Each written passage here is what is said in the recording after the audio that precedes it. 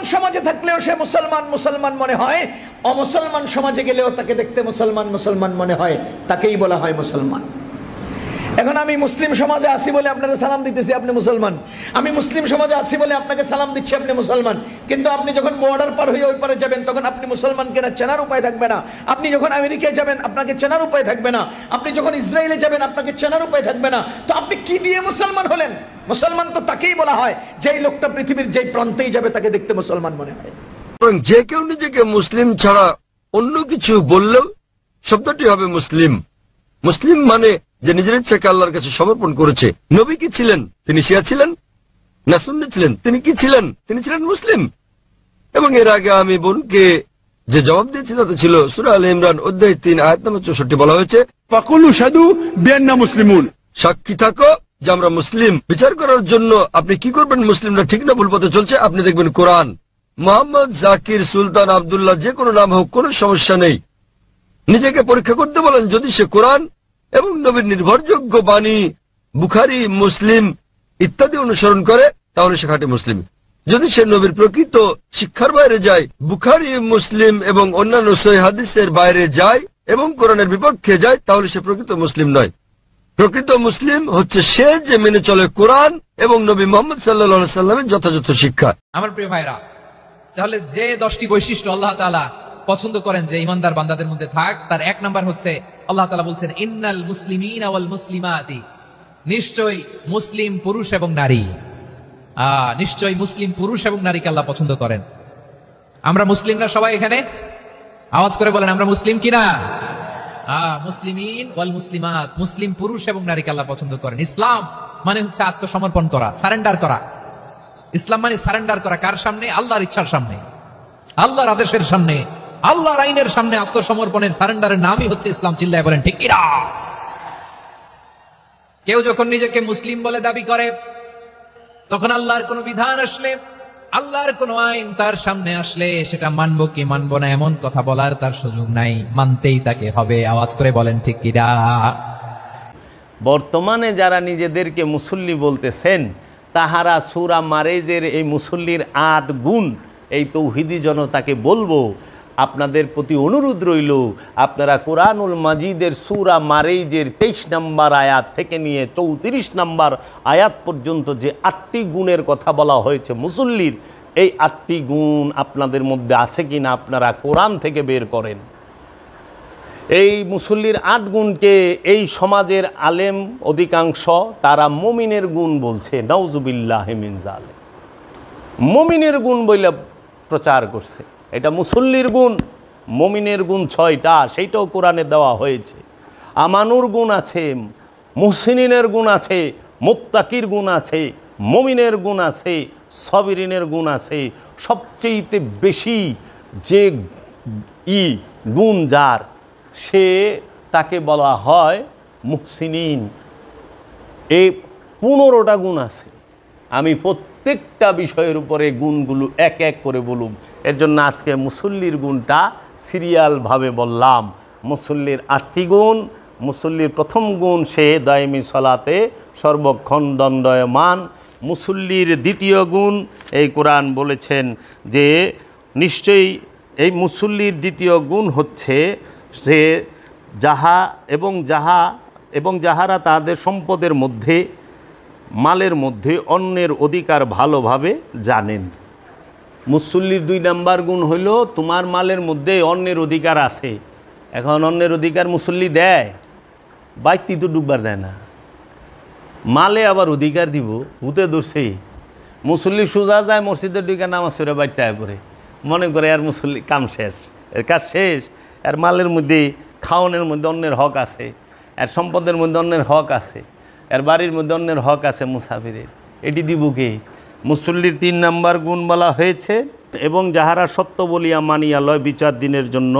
মুসল্লির 4 নাম্বার গুণ এবং তাহারাই যাহারা তাদের রবের আযাব হইতে ভীত। মুসল্লির 5 নাম্বার গুণ এবং তাহারা যাহারা তাদের লজ্জা স্থানসমূহের হেফাজতকারী। মুসল্লির 6 নাম্বার গুণ এবং তাহারাই যাহারা তাদের আমানত ও ওয়াদা রক্ষাকারী।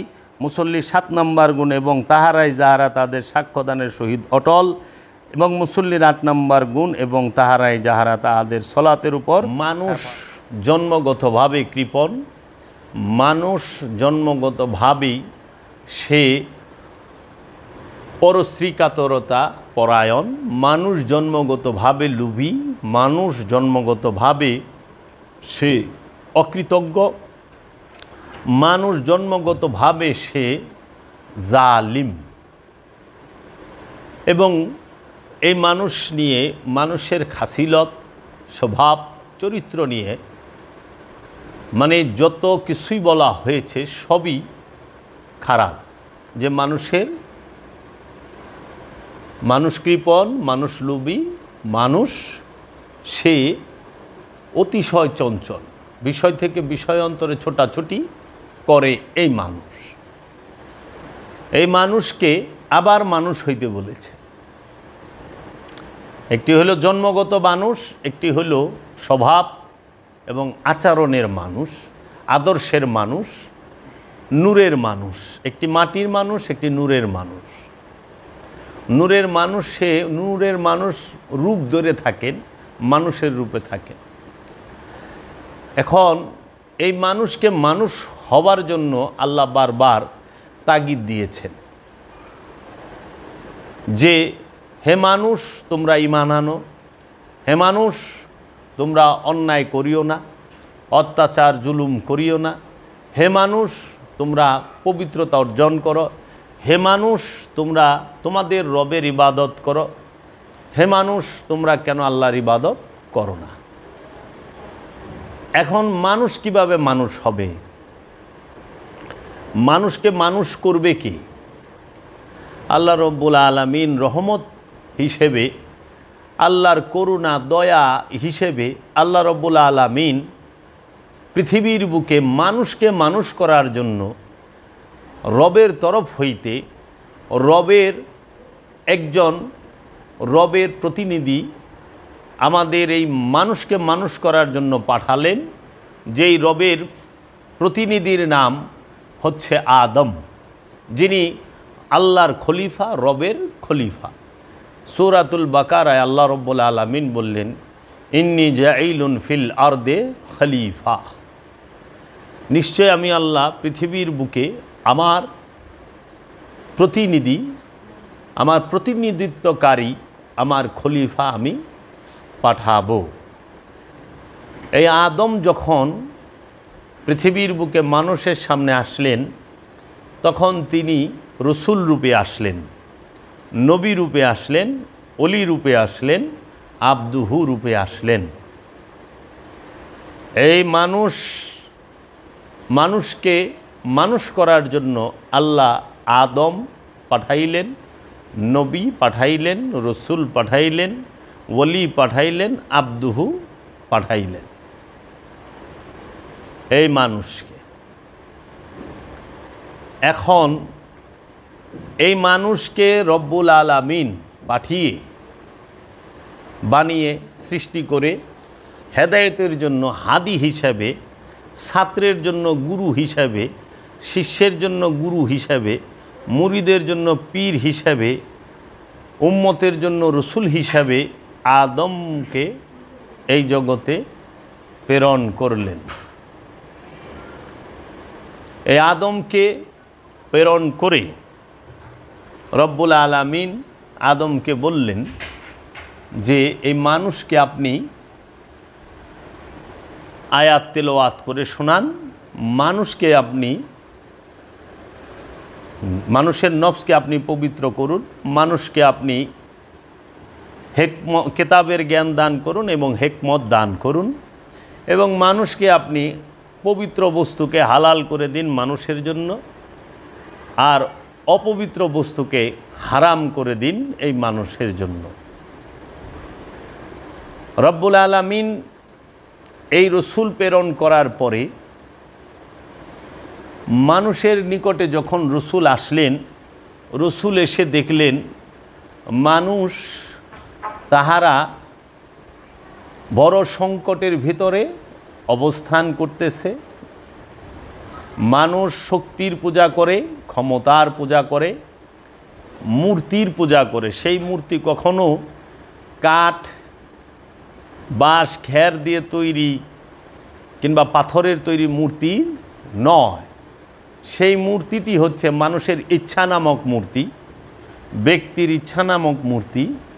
সেই মূর্তিটি হচ্ছে লোভ নামক মূর্তি।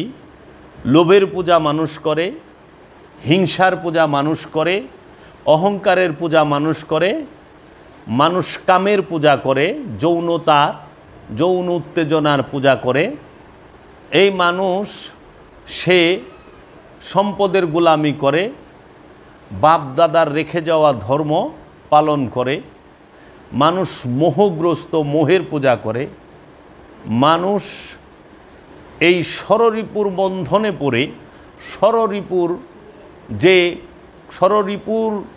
যে কোটি কোটি রূপ আছে, কোটি কোটি রূপের যে মূর্তিগুলো আছে, সেই হাকিকি মূর্তিগুলোর পূজা করে। অনেক সময় তাহারা এই পাথরের তৈরি মূর্তিরও পূজা করে। তো কাজেই এই মূর্তির পূজারকদেরকে, শক্তির পূজারীদেরকে, যারা ক্ষমতার পূজা করে, শুধু দিনভর তাদের এই চিন্তাই, জাগরণে, ঘুমের মধ্যে, চলার মধ্যে, ফেরার মধ্যে, কর্মের মধ্যে, যে কিভাবে তারা ক্ষমতায় যাবে। আল্লাহর পূজা সে করে না।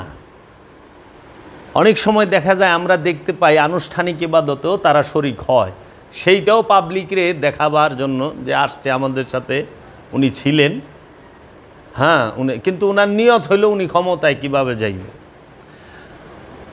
ফরিয়াদও রাখে যে আমার একটু ক্ষমতায় বসায় দেন। এটা আজকে থেকে না, আদি থেকে এই পূজাগুলো মানুষ করে। তখন আল্লাহর রসুল আসলেন, আয়েশা বললেন, ইয়া ইউহান্নাস কুলু লা ইলাহা ইল্লাল্লাহ, হে মানুষেরা তোমরা বলো লা ইলাহা ইল্লাল্লাহ, আল্লাহ ছাড়া কিচ্ছু নাই। মুহাম্মদ রাসূলুল্লাহ, মুহাম্মদ সাল্লাল্লাহু আলাইহি ওয়াসাল্লাম হচ্ছেন আল্লাহর রসুল। যখন এই দিনের ডাক দিলেন যে তোমরা ধর্ম থেকে বিচ্ছিন্ন হয়ে দিনে প্রবেশ করো, রসুলের দিনে প্রবেশ করো, বাপ দাদার ধর্মকে ত্যাগ করো, রসুলের দিনকে তোমরা আঁকড়াইয়া ধরো, রসুলের দিনের ভিতরে প্রবেশ করো। তাই কোরআনুল কারিমে বাপ দাদার ধর্মকে পালন করতে নিষেধ করা হয়েছে যে তোমরা তোমাদের বাপ দাদার ধর্ম পালন করিও না, আমার রসুলের দিনকে তোমরা গ্রহণ করো, আল্লাহ রসুলের দিনের মধ্যে তোমরা প্রতিষ্ঠিত হও এবং আল্লাহ রসুলের দিনকে তোমরা আঁকড়াইয়া ধরো। তো রসুলের দিনকে না ধরে বাপদাদার ধর্ম পূজা করতেছে এই সমাজের মানুষ। অধিকাংশ মানুষ বাপদাদার ধর্ম করে, রসুলের দিন যেটাকে বলা হয় দিন ইসলাম, আত্মসমর্পণের স্বভাব, সেইটাকে সমাজ গ্রহণ করতে পারে না। অধিকাংশ মানুষ সমাজের, তারা ক্ষমতার পূজা করতে ভালোবাসে। তাই যখনই বলল যে তোমরা ঈমান আনো এক আল্লাহর উপরে, আমি আল্লাহর রসুল, এই রসুলের উপরে, নবীর উপরে, কেতাবের উপরে, কিয়ামত দিবসের উপরে, ফেরেশতাদের উপরে, আল্লাহর তরফ হইতে যাহা যাহা নাজিল হয়েছে সমস্ত কিছুর উপরেই তোমরা ঈমান আনো। যখন যাহারা এই ঈমান এনেছে, বিশ্বাস করেছে এই কথা যে হ্যাঁ উনি আল্লাহর রসুল, আল্লাহ একজন আছেন, এটা অনুমানে বিশ্বাস করেছে, শুনে বিশ্বাস করেছে, মুখে বলে বিশ্বাস করেছে, কিন্তু সে এখনও হৃদয়ের চোখ দিয়েও দেখে নাই, কলবের চোখ দিয়া দেখে নাই, সিনার এলেম দিয়া সে বুঝতে পারে নাই প্রাথমিক যে অবস্থা। তখন কি করবে, কি করলে ঈমান আনবে? রসুলের হাতে হাত রেখে বায়াত হলে, মুরিদ হইলে সে হয় আমানু। আমানু কাকে বলে? যিনি রসুলের হাতে হাত দিয়া বায়াত হয় তিনি আমানু। আমানুকে যিনি প্রাথমিক বিশ্বাসী, ধারণার বিশ্বাসী, ধারণা বিশ্বাসী, অনুমানের বিশ্বাসী। অনুমানকৃত বিশ্বাসীকে বলা হয় আমানু, প্রাথমিক বিশ্বাসীকে বলা হয় আমানু, যে শুনে এবং বলে বিশ্বাস করে সে আমানু। এই আমানুকে বলা হয়েছে ইয়া আইয়ুহাল্লাযিনা আমানু ওয়া আমিনু, হে ইমানদার আমানু, তুমি ইমান লও। আবার এই আমানুকেই বলা হয়েছে ইয়া আইয়ুহাল্লাযিনা আমানু উদখুলু ফিস সিলমি কাফাতান, হে আমানু, তুমি পরিপূর্ণ দিনের ভিতরে, ইসলামের ভিতরে প্রবেশ করো। ইয়া আইয়ুহাল্লাযিনা আমানু তাকুল্লাহা হাক্কা তুকাতিহি ওয়ালা তামুতুন্না ইল্লা ওয়া আনতুম মুসলিমুন, হে আমানু, তোমরা মুসলমান না হইয়া মারা যায়ও না। আবার কোরআন বলছে ইয়া আইয়ুহাল্লাযিনা আমানু আলাইকুম আনফুসাকুম, হে আমানু, তুমি তোমার নফসের খবর নাও। আবার বলছে হে আমানু, তুমি তোমার নফসকে ভুলিয়া যাও, কেন ভুলিয়া যাইও না। এখন এই আমানুকে বলা হয়েছে হে আমানু, তুমি মুমিনে পরিণত হও। রসুলের হাতে হাত রেখে বায়াত হইলে সে আমানু হয়, পীরের হাতে হাত রেখা বায়াত হইলে সে আমানু হয়, গুরুর হাতে হাত রেখা মুরিদ হইলে সে আমানু হয়। আর সেই আমানু যখন রসুলের কথা মতো সলাত, দায়মি সলাত করে, সিয়াম করে, হজ করে, জাকাত দেয়, কুরবানি করে, আমলে সলেহা করে যখন এ আমানুর সাথে, আমানুর নফসের সাথে যুক্ত খান্নাসরূপী শয়তানকে মুসলমান করতে পারে, তাড়িয়ে দিতে পারে, তখন সে মুমিনে পরিণত হয়।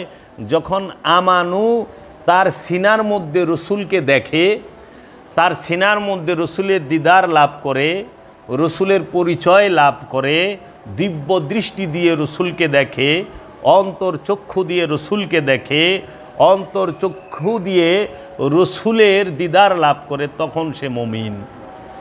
মুমিনের সাথে আল্লাহ থাকে, আমানুর সাথে আল্লাহ থাকে না। খান্নাস রূপে শয়তান থাকে আমানুর সাথে দুর্বল রূপে, প্রকটভাবে না। এখন আমানু সে প্রথমে কি ছিল? নাস, ইনসান। আমানু প্রথমে ছিল নাস, ইনসান। আমানু যখন রসুলের কাছে যাইয়া রসুলের হাতে হাত দিয়া মুরিদ হইল, তখন সে এই নাস ইনসান যখন রসুলের কাছে যাইয়া রসুলের হাতে হাত রাইখা মুরিদ হইল, তখন সে হইল আমানু। তার মানুষের একটা উন্নত স্তর হইল আমানু। সে মানে আপনি শিশু, এখন আপনার পড়াশোনার বয়স হয়েছে মাত্র, আপনি যাইয়া স্কুলে ভর্তি হইলেন। স্কুলে ভর্তি হওয়ার সাথে সাথে আপনার নাম হইল ছাত্র অথবা ছাত্রী। যে পর্যন্ত আপনি স্কুলে ভর্তি হন না, ওই পর্যন্ত আপনি ছাত্রও না, ছাত্রীও না। ঠিক যখন আপনি রসুলের কাছে যাইয়া মুরিদ হইলেন, রসুলের কাছে যা বায়াত হইলেন, তখন আপনি হইলেন রসুলের কাছে আমানু, রসুলের ছাত্র, পীরের ছাত্র, মুর্শিদের ছাত্র। এখন ছাত্র কি করবে? শিক্ষা গ্রহণ করবে। কার কাছ থেকে? গুরুর কাছ থেকে, রসুলের কাছ থেকে, মুর্শিদের কাছ থেকে। এই ছাত্রর এই কোরআনের ভাষায় মুসল্লি বলা হয়েছে। যখন রসুলের কথা মতো এই আমানু এবাদত করা শুরু করে, দায়মি সলাৎ শুরু করে, তখন তাকে মুসল্লি বলে। যখন সে জাকাত দেওয়া শুরু করে, তখন সে মুসল্লি বলে। যখন সে হজ করে, তখন সে মুসল্লি। যখন সে কুরবানি করে, তখন সে মুসল্লি। এই মুসল্লি কারা হয়? মুসল্লির গুণ কি? মুসল্লির গুণ 8টা। এই 8 গুণ আমি এখন কোরআন থেকে আপনাদেরকে শোনাবো, আপনারা শুনবেন। মুসল্লি কি? যারা সলাতি, মুসল্লি আরবি শব্দ, মুসল্লির বাংলা হইল যোগী। কি? যোগী। আবার অনেকে সাধক বলে। মুসল্লির বাংলা সাধক, যোগী। মুসল্লি আরবি শব্দ, আমানু আরবি শব্দ। আমানু অর্থ প্রাথমিক বিশ্বাসী, মুমিন অর্থ পরিপূর্ণ বিশ্বাসী, মুসল্লি অর্থ সাধক অথবা যোগী। এটা বাংলা। এখন এই সবসময় আমরা আরবি বিষয়গুলোই বুঝলাম। এই মুসল্লিকে আল্লাহ রব্বুল আলামিন শিক্ষা দিয়েছেন রসুলের দ্বারা। তাই আমার মুর্শিদ বাবা জাহাঙ্গীর বলতেছেন, মহানবী তার উম্মতদেরকে চোখে আঙুল দিয়ে দেখিয়ে গেলেন যে মোরাকাবা মুশাহেদা ধ্যান সাধনা ছাড়া নিজের সঙ্গে থাকা বীজরূপী রূকে পরিপূর্ণতা দেওয়া যায় না। নিজের নফসের সাথে নিকটে থাকা বীজরূপী রূকে পরিপূর্ণতা দিতে পারবেন না দায়েমি সলাত ছাড়া, রসুলের বায়াত হওয়া ছাড়া। এখন আল্লাহ কোরআনে বলতেছেন সূরা মারিজ, কোরআনে সূরার সিরিয়াল নম্বর 70, সূরার নাম মারিজ। সূরা মারিজের 19 নম্বর আয়াত থেকে বলা হয়েছে ইন্নাল ইনসানা খুলিকা হালুওয়ান,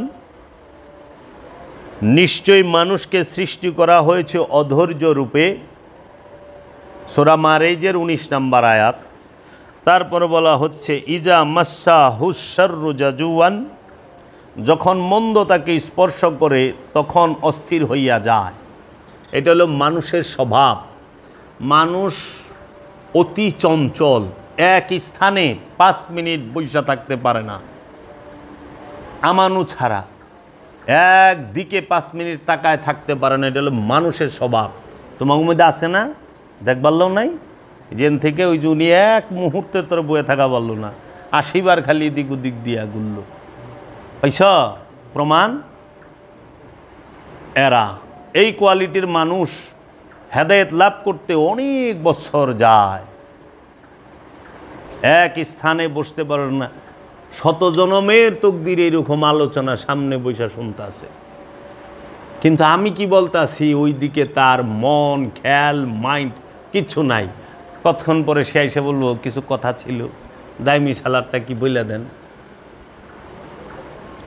বুঝছ, তোমাদের হাল হইছে এইরকম। চায় রইছ কুই, কইতাছি কি আর চায় রইছ কুই। এই তার কোরআনের সাথে মিলছে। মানুষ অতিশয় চঞ্চল, এক স্থানে সে বসে না। একটা ছবি ছাইরা দেন, 3 ঘন্টা একটানা বইয়ে দেখবো নাটক, একটা কথা কইবেন না। এই যে জলসা দেখবার বইলে একটা কথা কয় না, কিন্তু গুরু কথা কইতেছে, আলোচনা করছে, বগর বগর বগর বগর করবই। এরা জলসা দেখতে সময় একটা কথা কইব না, এক মুহূর্ত লড়ব না, সব পানও খাইবার মন চায় না। এই হইল মানুষের চরিত্র। তাহলে কোরআন কি 1400 বছর আগে নাজিল হয়েছে না? না মনে হয় আয়াতটাই মাত্র নাজিল হইল, মনে হয় আয়াতটাই মাত্র নাজিল হইল এবং আপনি গো দেখায়া হইল যে আপনারা কি করতে পারেন। আপনাদের চরিত্রটা বইলা দিল কোরআন, নাকি? তাহলে কোরআন জিন্দা, কোরআন সত্য, কোরআন সর্বকালের জন্য, সর্বসময়ের জন্য। এইটা আমাদের শিক্ষা। কিন্তু আফসোস কোরআনে শিক্ষা দেয় না, অন্য কিতাবের কথা কয়।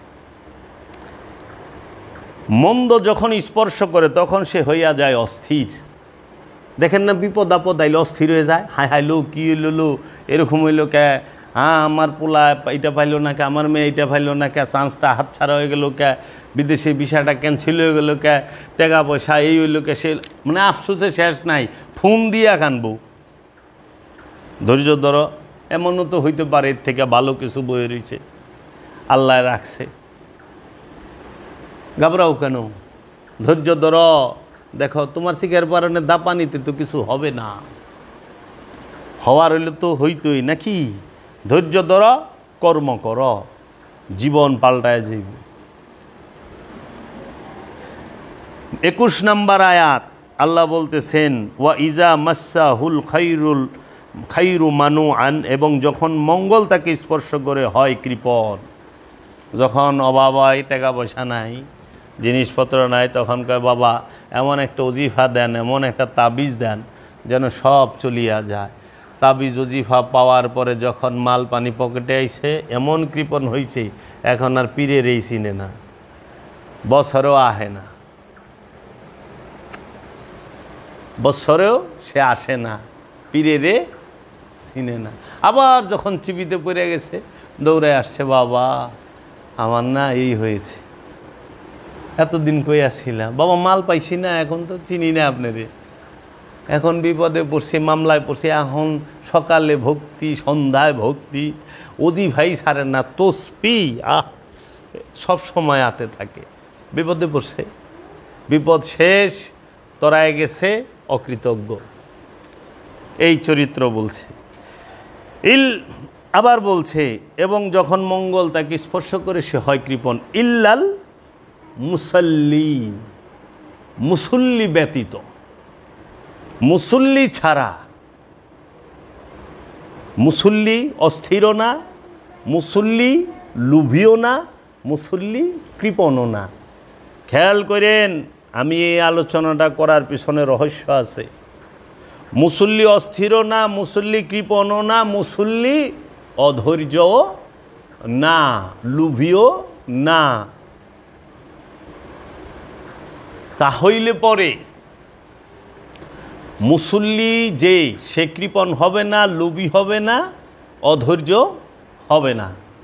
তাহলে আমরা যে বর্তমানে দেখলাম মুসল্লির নাম দিয়া, তৌহিদি জনতার নাম দিয়া, যাহারা গরু, ছাগল, ভেড়া, বকরি, হাঁস, মুরগি, চাল, ডাল, তেল, ডেকসি, পাতিল, টিন, ইট, বালু, সিমেন্ট, রড, সমস্ত কিছু অলি আল্লাহর দরবার থেকে, খানকা থেকে, মাজার থেকে লুটপাট করে নিল, তাহারা কি মুসল্লি কোরআনের দৃষ্টিতে? আমি কোরআন খুলে বলতাছি, সূরা মারিজের 19, 20, 21, 22 নম্বর আয়াতে বলা হয়েছে, যাহারা কৃপণ তাহারা মুসল্লি না, যাহারা লোভী তারা মুসল্লি না, যারা অধৈর্য তারা মুসল্লি নয়। তাহলে মুসল্লি কারা? আল্লাহ 8টা গুণ কয়ে দিছে মুসল্লির। কয়টা গুণ কইছে? 8টা গুণ। এখন মুসল্লির 8 গুণ এক এক করে বলি।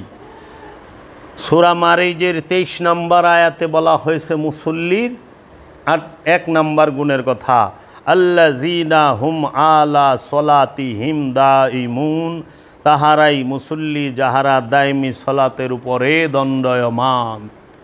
দায়মি সলাতের উপরে যারা দণ্ডায়মান তাদেরকে কোরআন বলেছে মুসল্লি। সর্বক্ষণ যারা সলাতের উপরে দণ্ডায়মান তাদেরকে কোরআন বলেছে মুসল্লি। যারা সর্বসময়ে সর্বক্ষণ সলাতের উপরে সংযোগ যোগাযোগের উপরে অবস্থান করে তাদেরকে কোরআন বলেছে মুসল্লি। আমি সারা কোরআন তন্ন তন্ন করে আনুষ্ঠানিক ইবাদতকারী 5 ওয়াক্ত নামাজিকে কোরআন মুসল্লি বলেছে আমি পাই নাই। যদি আমাকে কেউ দেখাই দিতে পারে আমি ধন্য হব। আমি কোরআন বুকে নিয়ে, কোরআন হাতে নিয়ে কথাটি বললাম। আমি কোরআনের শুরু থেকে শেষ পর্যন্ত পড়ে এইটুক পাইছি যে মুসল্লি সেই যে সর্বক্ষণ সর্ব অবস্থায় সলাতের উপরে দণ্ডায়মান থাকে, সে মুসল্লি, যে দায়মি সলাতি সে মুসল্লি। সূরা মারিজের 23 নম্বর আয়াতে বলা হয়েছে মুসল্লির 1 নম্বর গুণ। আসুন মুসল্লির 2 নম্বর গুণ কি? আল্লাহ রাব্বুল আলামিন বলতেছেন মুসল্লির 2 নম্বর গুণ হচ্ছে ওয়াল্লাযীনা ফি আমওয়ালিহিম হাক্কুম মালুমুন, এবং যাহারা তাহাদের সম্পদের মধ্যে, মালের মধ্যে অন্যের অধিকার ভালোভাবে জানে। সূরা মারিজের 24 নম্বর আয়াত। সূরা মারিজের 24 নম্বর আয়াত হচ্ছে মুসল্লির 2 নম্বর গুণ কি? এবং যাহারা তাহাদের সম্পদের মধ্যে তথা মালের মধ্যে অন্যের অধিকার ভালোভাবে জানে। তারপরে মুসল্লির 3 নম্বর গুণ বলা হয়েছে সূরা মারিজের 26 নম্বর আয়াতে। সূরা মারিজের 26 নম্বর আয়াতে বলা হয়েছে ওয়াল্লাযীনা ইউসাদ্দিকুনা বিয়াউমিদ্দিন, এবং যাহারা সত্য বলিয়া মানিয়া লয় বিচার দিনের জন্য, এবং যাহারা সত্য বলিয়া মানিয়া লয় বিচার দিনের জন্য। এইটাই হইল মুসল্লির 3 নম্বর গুণ। সূরা মারিজের 26 নম্বর আয়াত। সূরা মারিজের 27 নম্বর আয়াতে বলা হয়েছে মুসল্লির 4 নম্বর গুণ ওয়াল্লাযীনা হুম মিন আযাবি রব্বিহিম মুশফিকুন, এবং তাহারা যাহারা তাহাদের রবের আযাব হইতে ভীতু। খেয়াল করেন মুসল্লির 4 নাম্বার গুণ যে সেটা কি, এবং যাহারা তাহাদের রবের আযাব হইতে ভীতু। রবের আযাব সম্পর্কে ভীতু থাকে। কিভাবে ভীতু? যে কোনো অপকর্ম পাপ কর্ম করতে গেলে সে রবকে ভয় করে, পাপ করতে ভয় করে। পাপ করতে রবের ভয় যার মধ্যে আছেন তিনি হচ্ছেন মুসল্লি। এটা মুসল্লির 4 নাম্বার গুণ। এই মুসল্লির 4 নাম্বার গুণ হচ্ছে যে কোনো প্রকার পাপ করতে মুসল্লি ভয় করবে। সে অন্যের হক মাইরা খাইতে ভয় করব, সে অন্যের গীবত করতে ভয় করব, সে অন্যের উপরে অত্যাচার জুলুম করতে গেলে আল্লাহর ভয় করব। সে হইল মুসল্লি। আর এখন কি করে? মুসল্লি যায় উল্টে ভয় দেখায়, তাই না? জাগা মাইরা খায়া নামাজ পড়বার ঢুকে, অন্যায়ভাবে খোটা গাইরা থুইয়া জুমার নামাজ পড়ছে শুক্রবার দিন বিচার মানে জাগা মাপা মাপির, আবার আয়া সেইটারে পুক্ত করে। এই হইল বর্তমান মুসল্লির হাল। আর এইটা হইল কোরআনের মুসল্লির পরিচয়। তারপরে বলা হচ্ছে কোরআনুল কারীমের মধ্যে মুসল্লির 5 নাম্বার গুণ, ওয়াল্লাযিনা হুম লিফুরুজিহিম হাফিজুন, এবং যাহারা তাহাদের লজ্জাস্থানসমূহকেই হেফাজত করে। তাদের লজ্জাস্থানসমূহকে হেফাজতকারী কারা? মুসল্লিরা। লজ্জাস্থান বলতে কাকে বলে? লজ্জাস্থান বলতে বলা হয় এই দৃষ্টিকে এবং মস্তিষ্ককে। লিঙ্গ সেটা দৈহিক একটা অঙ্গ। হাত যেরকম একটা অঙ্গ, প্রস্রাবের রাস্তা পায়খানার রাস্তা ঠিক সেই রকম একটা অঙ্গ। দৈহিক বর্জ্য বের হওয়ার ড্রেন লাইন বলতে পারেন। কিন্তু আপনার লজ্জার স্থান হচ্ছে আপনার দৃষ্টি আর আপনার মস্তিষ্ক। আপনার দৃষ্টি যদি খারাপ হয় আর আপনার মস্তিষ্কের মধ্যে যদি কুচিন্তা কুভাবনা জমায় রাখেন, আপনি যেখানেই যাইবেন সেইখানেই অসৎকর্ম করবেন। কারণ দৃষ্টিভঙ্গির উপরে সব নির্ভর করে। তাই দৃষ্টিভঙ্গি পাল্টান, জীবন পাল্টে যাবে। যৌনতা থাকে প্রথমে মস্তিষ্কে আর দৃষ্টিতে, সেইটাকে পূর্ণতা দেয় যৌন অঙ্গে। ঠিক আছে? এখন আপনারা কি করেছেন? দৃষ্টিকে আর মস্তিষ্ককে হেফাজত করতে পারেন নাই, যৌন অঙ্গের পরিচর্যা খুব সুন্দর করে নিছেন। বরকা আর লুঙ্গি পাঞ্জাবি পিন্দা পুরা কমপ্লিট, কিন্তু দৃষ্টিকে আপনারা দৃষ্টিভঙ্গিটাকে আপনারা পাল্টাইতে পারেন নাই, দৃষ্টির মধ্যে পর্দা দিতে পারেন নাই। পর্দা করা নারী পুরুষ উভয়ের জন্য ফরজ। পর্দা হচ্ছে তাকুয়া, তাকুয়ার পর্দা। পর্দা পোশাকেরটা থেকে বড় হইল তাকুয়ার পর্দা। আল্লাহ তাকুয়ার পর্দার কথা বলছে যে তুমি কুচিন্তা করতে যাই আল্লাহকে ভয় করো, কুচিন্তা করার আগে আল্লাহর ভয় করো, কুকর্ম করার আগে আল্লাহর ভয় করো, জীবনে করতে পারবেন না। এখন আপনারা প্যাকেট হইছেন, মনে করছেন পর্দাশীল। আপনি পর্দা করছেন পুরুষ থেকে, ছেলে থেকে। আপনি কি লোভ থেকে পর্দাশীল হইতে পেরেছেন? অহংকার থেকে পর্দাশীল হতে পেরেছেন? আপনি কি যৌনতা থেকে পর্দাশীল হতে পেরেছেন? আপনি কি কামনা বাসনা অহংকার গীবত চর্চা গিল্লা থেকে পর্দাশীল হইতে পেরেছেন? পারেন নাই তো। স্বর্ণ রাখেন লোভ আইসা যায়, অর্থের ভান্ডিল রাখেন লোভ আইসা যায়। আপনি কিসের পর্দাশীল? পর্দার ভিতরেই স্বর্ণ লুকায় ফেলায়, সম্পদ লুকায় ফেলায়। দেখেন না মার্কেটে গেলে বরকার ভিতরে কাপড় লুকায়া পলায় গেছে গা, স্বর্ণ লুকায় পলায় গেছে। তো পর্দা বরকাই তো দিছেন পর্দার লেগে, পর্দার ভিতরে দিয়ে জিনিস লুকায় ফেলাইছেন। এটা আবার কিমন পর্দা করলেন গো মা? হ্যাঁ কি গো? অথচ যদি আপনি এই দৃষ্টিতে পর্দা থাকতো তাইলে পরে ওই জিনিসও নষ্ট হইতো না, আপনার খাদ্য তো নষ্ট হইতো না। এর জন্য পোশাক কোনো দিন মূল পর্দা নয়। পোশাক হইল মেজাজি পর্দা, আনুষ্ঠানিক পর্দা। হাকিকি পর্দা হচ্ছে তাকওয়া, খোদার ভয়। পাপ করতে গেলে ভয় করবে। এর জন্য আপনারা আপনাদের লজ্জাস্থান হেফাজত রাখেন। লজ্জাস্থান হেফাজত করা ফরজ। হ্যাঁ, মুসল্লির 6 নাম্বার গুণ, সেই 6 নাম্বার গুণটি হচ্ছে ওয়াল্লাযীনা হুম লিআমানাতিহিম ওয়া আহদিহিম রাউন, এবং তাহারাই যাহারা তাহাদের আমানত এবং তাহাদের ওয়াদা রক্ষাকারী। মুসল্লিকে যাহারা তাহাদের আমানত এবং ওয়াদা রক্ষা করে, সেই আমানত এবং ওয়াদা কার আমানত, কার ওয়াদা রক্ষা করবেন? সেটা কি মানুষের আমানত? মানুষের দেওয়া আমানত রক্ষা করবেন, মানুষের কাছে দেওয়া ওয়াদা রক্ষা করবেন, নাকি আল্লাহর দেওয়া আমানত রক্ষা করবেন এবং আল্লাহর সাথে করা ওয়াদা রক্ষা করবেন? রসুলের দেওয়া আমানত রক্ষা করবেন, রসুলের সাথে যে ওয়াদা করছেন সেটা রক্ষা করবেন। এই সবগুলোই রক্ষা করতে হবে। জাহের বাতেনের সমন্বয়েই ইসলাম, জাহের বাতেনের সমন্বয়েই ইসলাম। মানুষের দেওয়া আমানত রক্ষা করতে হবে, মানুষের কাছে দেওয়া ওয়াদাও রক্ষা করতে হবে। এবং সবচেয়ে গুরুত্বপূর্ণ যে ওয়াদা এবং আমানত রক্ষা করতে হবে সেটা হলো খোদার সাথে। খোদা আপনাকে আমানত দিয়েছে, সেই আমানতটি হচ্ছে স্বাধীন ইচ্ছা শক্তি। আপনাকে সীমিত স্বাধীন ইচ্ছা শক্তি দেওয়া হয়েছে। যেই সীমিত স্বাধীন ইচ্ছা শক্তি দেওয়ার পরে তুমি কি নিজের ইচ্ছায় চলো না রসুলের ইচ্ছায় চলো?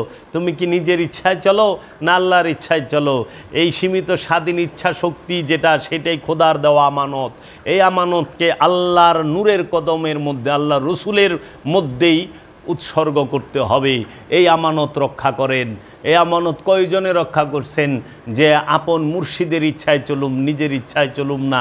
আপন রসুলের ইচ্ছায় চলুম, নিজের ইচ্ছায় চলুম না। আপন রবের ইচ্ছায় চলুম, নিজের ইচ্ছায় চলুম না। এর জন্য এই আমানত রক্ষাকারী পাওয়া যায় না। ব্যাংকের টাকা আমানত, এটা ঠিক আছে, এটা মেজাজি আমানত। ঘুষ সুরে সুদ খাইয়া টাকা আনছে, এইটা বলে আমানত হয়ে গেছে, গা রাখছে। ঘুষখুরের টাকা বলে আমানত, ডাহাইতের টাকা বলে আমানত, জবরদখলকারীর টাকা বলে আমানত, গয়না বলে আমানত। ওটা মেজাজি আমানত। হাকিকি আমানত হলে আল্লাহ দিস আপনারে সীমিত স্বাধীন ইচ্ছা শক্তি। ওয়াদা কইরাইছিলেন যে আমি এই আমানতের খেয়ানত করব না, কিন্তু আইসা আমানতের খেয়ানত করছেন। তাই আল্লাহ বলছে এই মানুষ বড়ই অকৃতজ্ঞ এবং জালিম। সে ওয়াদা কইরা ওয়াদা পূর্ণ করে না, আমানত খেয়ানত করে। বুঝছেন বাবা? মুর্শিদের হাতে হাত দিয়ে কি বলছেন? মনে প্রাণে মুরিদ হইলাম। 3 বার বলছেন, ওয়াদা করছেন হাতে হাত রাইখা। ওয়াদা কি ঠিক রাখছেন? মনে প্রাণে মুরিদ হইলে সন্দেহ করেন কেমনে? মনে প্রাণে যদি মুরিদ হন, গুরুর আড়ালে কাজ করেন কেমনে? গুরুকে থুইয়া খান কেমনে? গুরুকে থুইয়া সুখ করেন কেমনে? গুরুকে না জানাইয়া সব কিছু করেন কিভাবে? ওয়াদা তো করছেন, ওয়াদা ঠিক রাখছেন? রাখেন নাই। রসুলের সাথে ওয়াদা করা হয়। এই মুসল্লি যে সে আমানত এবং ওয়াদা রক্ষা করে। বুঝছেন? আচ্ছা, তারপরে 7 নাম্বার গুণ হইল মুসল্লির ওয়াল্লাযীনা হুম বিশাহাদাতিম কাইমুন, ওয়াল্লাযীনা হুম বিশাহাদাতিহিম কাইমুন, এবং তাহারাই যাহারা তাহাদের সাক্ষ্যদানের সহিত অটল অবিচল। সাক্ষ্যদানে অটল অবিচল মুসল্লি। মুসল্লি কি সাক্ষী দেবে? কোন সাক্ষী দেবে? জাহের বাতেন দুইটাই। পাড়া প্রতিবাসীর সাথে যায় ঝামেলা হয়েছে, গ্যাঞ্জাম হয়েছে, সেখানে মিথ্যা সাক্ষী দেবে না, যাহা সত্য তাই দেবে। মিথ্যা সাক্ষী দিলে সে জাহান্নামে যাইব। মিথ্যা সাক্ষীদাতা সে জাহান্নামী। খেয়াল করেন তো, এই যে যারা বলতেছে আমরা মুসল্লি, আমরা মসজিদে 5 ওয়াক্ত নামাজ পড়ি, এরা মসজিদে দাঁড়ায় মিথ্যা সাক্ষী দেয়। যাহা সে জীবনে দেখে নাই সেটাও সে বলছে, আর যাহা সে করে নাই তার সম্পর্কে মিথ্যা সাক্ষীটা দিছেই। আল্লাহ, তুমি এদেরকে কোথায় স্থান দিবা? এই জালিমদেরকে। মিথ্যা সাক্ষী দিলে সে মুসল্লি থাকে না, সে জাহান্নামী হয়। এ মিথ্যা সাক্ষী দিয়ে তো বোঝায়, মসজিদে দাঁড়াইয়া কি সুন্দর করিয়া মিথ্যা সাক্ষীগুলো দিল। আজকে এই বাংলার জমিনে অলি আল্লাহদের উপরে, অলি আল্লাহর মাজারগুলোর উপরে হামলা হচ্ছে, সেইখানে মিথ্যা বলে, মাইক দিয়ে মিথ্যা প্রচার করে, মিডিয়ার সামনে মিথ্যা বলে, থানা পুলিশের সামনে মিথ্যা বলে, আদালতের মধ্যে মিথ্যা বলে তারা চলতেছে। অথচ তারা বলতেছে আমরা মুসল্লি, আমরা ইমাম, আমরা আলেম। আসলেই কি তাই? মিথ্যা সাক্ষী দিলে সে আলেমও থাকে না, সে মুসল্লিও থাকে না, সে ইমানদারও থাকে না, সে জাহান্নামী হয়ে যায়। আমি বলি নাই, কোরআন বলছে সূরা মারেইজের এইটা হইল ৩৩ নম্বর আয়াত, সাক্ষ্যদানে অটল থাকে। সূরা মারেইজের ৩৪ নম্বর আয়াত আল্লাহ বলেছেন মুসল্লির ৮ নম্বর গুণের কথা, ওয়াল্লাযীনা হুম আলা সলাতিহিম ইউহাফিজুন, এবং তাহারাই যাহারা তাহাদের সালাতের উপর হেফাজত করে। সলাত খালি করলেই হবে না, হেফাজতও করতে হবে, রক্ষা করতে হবে। ওইটাকে তোমরা হেফাজত করে না, তোমাকে বাড়ির দলিলপত্র হেফাজত করে রাখছো না সিন্ধুকে, জানি পোকায় না খায়, পানিতে না ভিজে, আগুনে না পুড়ে, নষ্ট যেন না হয়, করছো না? টাকা পয়সা সোনা দানা খুব হেফাজত করে রাখছো না? ঠিক এরকম সালাদটাও হেফাজত করে রাখতে হবে। সালাদ খালি করলেই হবে না, হেফাজত করার লাগবো। এখন ডেলি কামাও 500, খরচ করো 700। তুমি কি ভালো কামাই নেওয়ালা না ফাটিচার? ফাটিচার উজাইরা 700 কামায়, 500 কামায়, 700 খরচ করে, ডেলি 200 ঋণ থাকে, মাসে 6000 ঋণ হয়। এর জন্য তোমরা কি করো? সালাদকে হেফাজত কইরো। হেফাজত কিভাবে করবা? মুর্শিদের কাছে যাই না নিও। বর্তমানে যারা নিজেদেরকে মুসল্লি বলতেছেন তাহারা সূরা মারেজের এই মুসল্লির 8 গুণ এই তৌহিদি জনতাকে বলবো, আপনাদের প্রতি অনুরোধ রইল, আপনারা কোরআনুল মাজিদের সূরা মারেজের 23 নম্বর আয়াত থেকে নিয়ে 34 নম্বর আয়াত পর্যন্ত যে 8টি গুণের কথা বলা হয়েছে মুসল্লির, এই 8টি গুণ আপনাদের মধ্যে আছে কি না আপনারা কোরআন থেকে বের করেন। এই মুসল্লির 8 গুণকে এই সমাজের আলেম অধিকাংশ তারা মুমিনের গুণ বলছে, নাউজুবিল্লাহি মিন যালিক। মুমিনের গুণ বলে প্রচার করছে। এটা মুসল্লির গুণ। মুমিনের গুণ 6টা, সেইটাও কোরআনে দেওয়া হয়েছে। আমানুর গুণ আছে, মুহসিনিনের গুণ আছে, মুত্তাকির গুণ আছে, মুমিনের গুণ আছে, সবিরিনের গুণ আছে। সবচেয়ে বেশি যে গুণ যার, সে তাকে বলা হয় মুহসিনিন। এই 15টা গুণ আছে। আমি প্রত্যেকটা বিষয়ের উপরে গুণগুলো এক এক করে বলুম। এর জন্য আজকে মুসল্লির গুণটা সিরিয়ালভাবে বললাম। মুসল্লির 8টি গুণ। মুসল্লির প্রথম গুণ, সে দায়মি সলাতে সর্বক্ষণ দণ্ডয়মান। মুসল্লির দ্বিতীয় গুণ, এই কোরআন বলেছেন যে নিশ্চয়ই এই মুসল্লির দ্বিতীয় গুণ হচ্ছে সে যাহারা তাদের সম্পদের মধ্যে, মালের মধ্যে অন্যের অধিকার ভালোভাবে জানেন। মুসল্লির 2 নম্বর গুণ হইল তোমার মালের মধ্যে অন্যের অধিকার আছে। এখন অন্যের অধিকার মুসল্লি দেয়? বাইতি তো ডুববার দেয় না, মালে আবার অধিকার দিব, ভূতে দোষে। মুসল্লি সোজা যায় মসজিদের দিকে, নামাজ পড়ে বাইরটা করে মনে করে আর মুসল্লি কাম শেষ, এর কাজ শেষ। আর মালের মধ্যে, খাওয়ানোর মধ্যে অন্যের হক আছে, আর সম্পদের মধ্যে অন্যের হক আছে, আর বাড়ির মধ্যে অন্যের হক আছে মুসাফিরের। এটি দিব কে? মুসল্লির 3 নম্বর গুণ বলা হয়েছে, এবং যাহারা সত্য বলিয়া মানিয়া লয় বিচার দিনের জন্য। মুসল্লির 4 নম্বর গুণ, এবং তাহারাই যাহারা তাদের রবের আযাব হইতে ভীত। মুসল্লির 5 নম্বর গুণ, এবং তাহারা যাহারা তাদের লজ্জা স্থানসমূহের হেফাজতকারী। মুসল্লির 6 নম্বর গুণ, এবং তাহারাই যাহারা তাদের আমানত ও ওয়াদা রক্ষাকারী। মুসল্লির 7 নম্বর গুণ, এবং তাহারাই যাহারা তাদের সাক্ষ্যদানের সহিত অটল। এবং মুসল্লির 8 নম্বর গুণ, এবং তাহারাই যাহারা তাহাদের সলাতের উপর হেফাজত করে।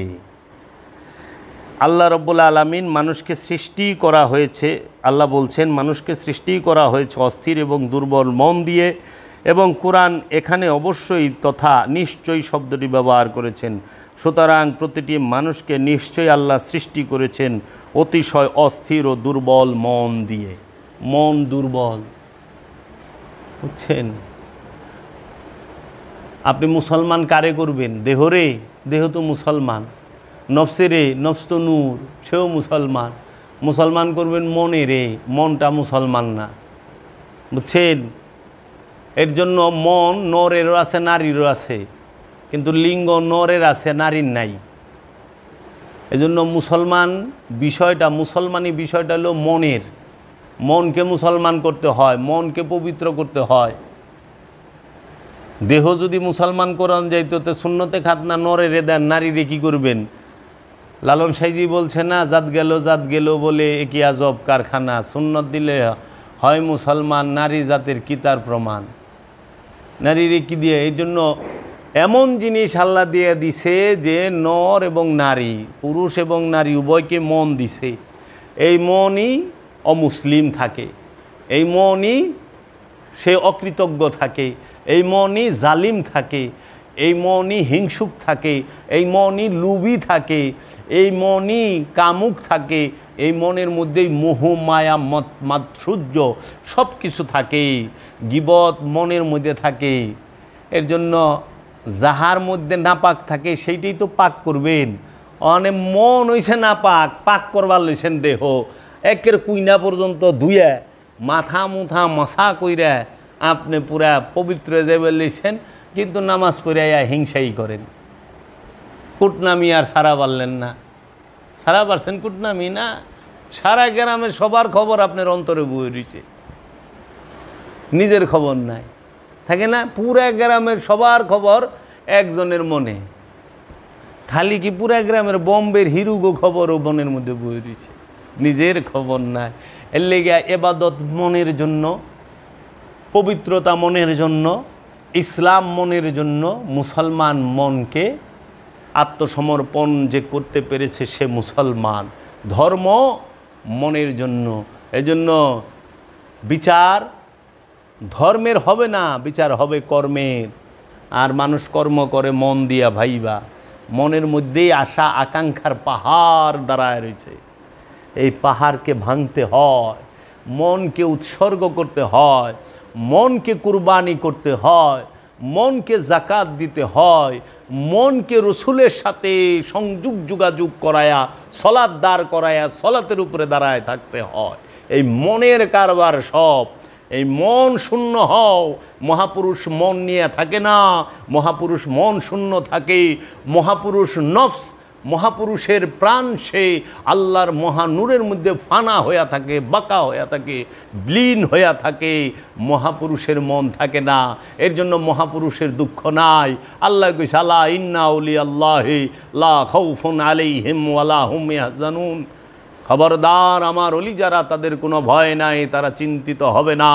কারণ ভয় মনের বিষয়, চিন্তাও মনের বিষয়। মনই থাকে না আল্লাহর অলির, তাহারা আল্লাহর নূরের মধ্যে ডুবা থাকে। যত দুঃখ মনের মধ্যে, যত কষ্ট মনের মধ্যে, যত কিছু সব মনের মধ্যে, তাই না রে? মনে কষ্ট পাস না? মনে দুঃখ না? মনের মধ্যে আশা না? আশা তুই চাইতেছস আমি তোর সম্মান করুম, যখনই সালাম দিনে মনে কষ্ট লেগে গেছে, দিলে চুট লাগে। কেন সালামটা দিল না? মুরব্বী মানুষ যাইতে আসি, কি হইতো সালামটা দিলে? তোরা আইসস এক কথা হলে যে তুই সব দুনিয়ার কবি, আমি কোনো কথাই শুনি নাই, তোর মনে কষ্ট। এত কষ্ট করে আইলাম, কথাই শুনল না, মনটা কষ্ট লই আইলাম। এটা এক মনের কারবার, মনটা চায়। তো এর জন্য মনের ঘরে আগুন ধরায় দে, মনটারে পুইরে হালা, বুঝছাস? খালি প্রাণটারে রাখ। প্রাণ যদি একা থাকে সে আল্লাহরে ডাকবই।